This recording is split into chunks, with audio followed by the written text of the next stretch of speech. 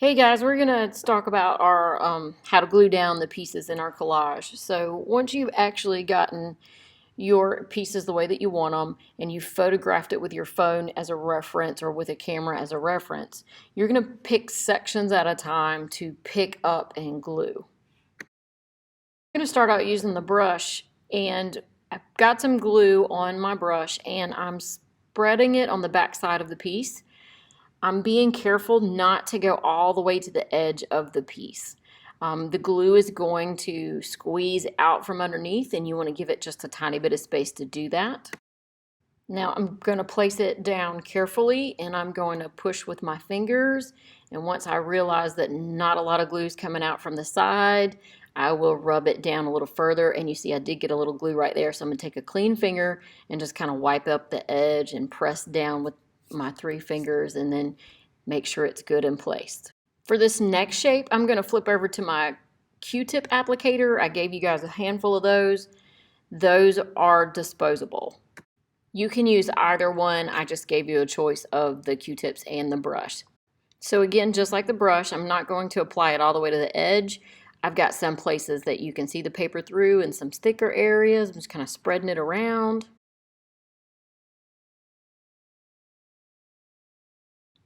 And then the same thing, I'm just going to carefully pat it down, try not to squeeze too much of that glue out. And if I do get some glue off the sides, I'm going to take a clean finger and just kind of wipe it up right away, because if it dries, then it leaves kind of a wet looking mark.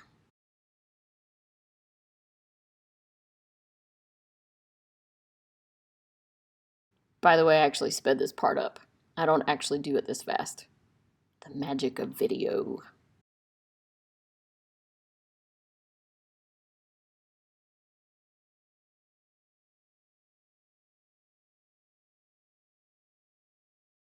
Okay, let's talk about cleaning this brush off. So you see I have all this gloopy glue paint on my brush.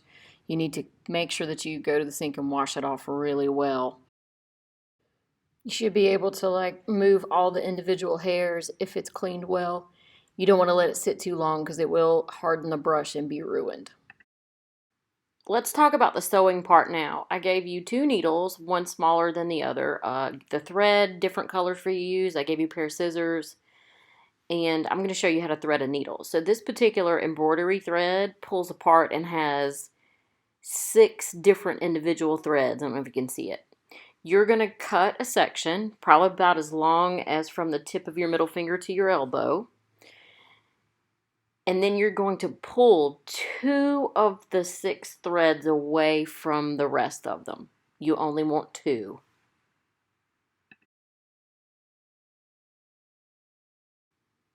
Pull it slowly, take your time with it. Sometimes you have to pull down on the 3rd end. It wants to get tangled up if you do it too far. Do you see it kind of getting spun around there? So if you do it real slow, it will actually come apart. So I gave you 2 needles. One's going to make a bigger hole than the other. That's why I kind of gave you the smaller one. I think you should use the smaller one, but if you choose to use the big one, that's okay. I lick the end of the thread, which you don't see me do here, so I can get them kind of stuck together and stick through the eye of the needle. You can also just wet the tip of your fingers if you feel like putting the end of the thread in your mouth is kind of gross. So once you get the thread through the eye of the needle, you're going to pull it and pull it and pull it, and then you're going to leave a tail. So I'm going to show you the tail in just a second. See how one string's longer? That tail will help you keep the thread on the needle as you pull it through the paper. One of the ways to do this is to just kind of pick a spot that I want to come up from, and I'm just going to go ahead and poke a hole in. I'm not going in with my needle, I'm just poking the hole. So when I turn the paper over, I can sort of see the hole that's right there above my middle finger. I flipped my artwork over, and I'm going to go ahead and get a little tiny piece of tape before I actually start to thread the needle. So I'm going to stick the needle in that hole I made. As I push the needle through, I'm going to pull from the other side, but I'm going to make sure I grab the tail, and I'm going to leave a tiny bit left over on the back. I'm going to put my piece of tape on top of that and push it down real well so it's got it good and tight.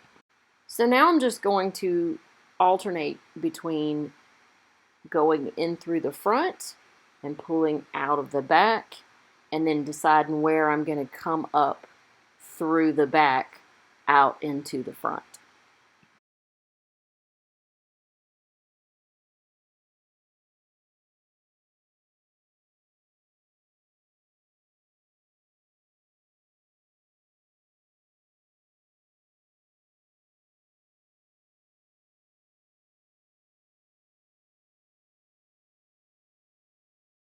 When you're finished with your lined thread design, you're going to trim the thread away, move that out of the way, and then you're going to get one more piece of tape and you're going to tape down that tail on the back. Another way that you could prepare where your lines are going to be is to just go ahead and poke all the holes you need at one time. So from the front, so you know where your design goes, I'm going to go probably about 1/4 of an inch. You probably don't want to go any further than that when you're poking holes, but poke the holes in a line, and you can sort of see them here. Orange isn't a great color for this, but when I flip them over, maybe you can see them a little better and point them out to you. A very important thing, when you're done with this needle, put it back on that little piece of paper I gave you and put it back away. You do not want to drop this on your floor and step on it when you're barefoot. That is not a happy day.